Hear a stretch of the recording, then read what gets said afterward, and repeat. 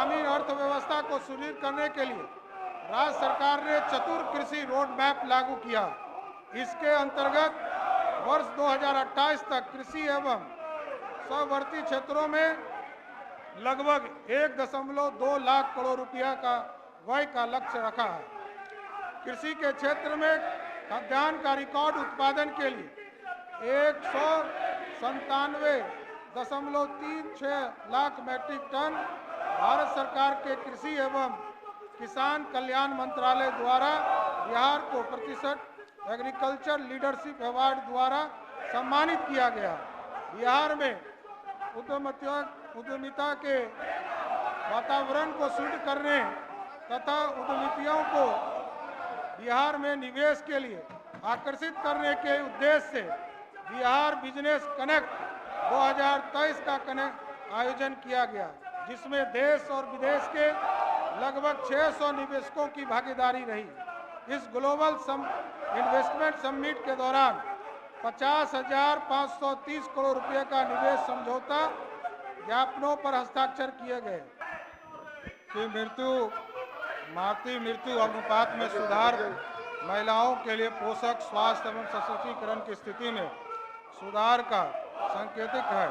मुझे ये बताते हुए खुशी हो रहा है अद्यतन उपलब्धि प्रतिदर्श निबंधन प्रणाली SRS के आंकड़ों के अनुसार 2015-17 एवं 2018-20 के बीच मातृ मृत्यु दर में बिहार में 47 अंकों की गिरावट हुई है। वहीं राष्ट्रीय स्तर पर यह गिरावट 25 अंक रही है। इस प्रकार बिहार में मातृ मृत्यु दर की गिरावट की रफ्तार राष्ट्रीय औसत से बेहतर है। मातृत्व स्वास्थ्य में सुधार किसी भी राज्य के लिए बेहतर लोक सेवाओं का आईना है। संस्थागत प्रसव के मामले में जहां बिहार 2005-6 से 2019-20 की अवधि में 56.3% अंक की वृद्धि हुई, वहीं राष्ट्रीय स्तर पर 49.9% अंक की वृद्धि हुई। यह बिहार के उत्तम स्वास्थ्य सब अवरचना की द्योतक है। बिहार के प्रति क्षेत्र में सबको के बुलाएंगे, बच्चे सबको बुलाएंगे। प्राथमिक एवं उच्च विद्यालय एवं माध्यमिक स्कूलों पर स्तरों पर ड्रॉप आउट में भारी गिरावट दर्ज हुई। वर्ष 2015-16 से 2022-23 के बीच प्राथमिक शिक्षा में 35%, उच्च प्राथमिक स्तर पर 39.4% एवं माध्यमिक स्तर पर 40% की गिरावट दर्ज हुई, जो उल्लेखनीय उपलब्धि है। अनुसूचित जाति एवं अनुसूचित जनजाति के बच्चों की शिक्षा के द्वारा उनके सपनों को साकार करने के लिए राज्य सरकार ने सभी 66 अनुसूचित जाति आवासीय विद्यालय, 21 अनुसूचित जनजाति आवासीय विद्यालय को 10+2 स्तर का उत्क्रमित करने का निर्णय लिया। देश में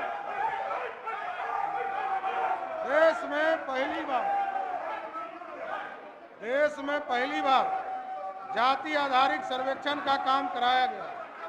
बिहार जाति आधारित गणना 2022 सभा के अंदर कोई माननीय सदस्य वीडियो नहीं बनाएंगे, न मोबाइल चलाएंगे। 2022-23 के सर्वेक्षण से प्राप्त आंकड़ों के फलाफल के आधार पर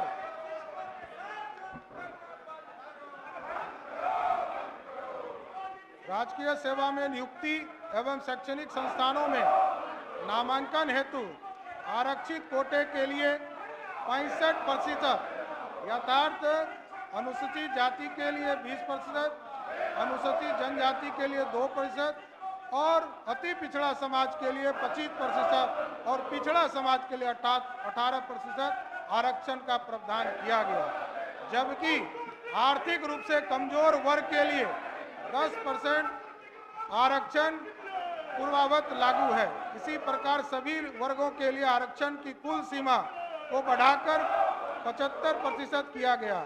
राज्य सरकार द्वारा बिहार राज्य की सभी सरकारी सेवा संवर्गों के पदानुक्रम में दिव्यांग जन के कर्मियों के लिए पदोन्नति में 4% शैक्षिक आरक्षण उपलब्ध कराने जाने का निर्णय लिया गया।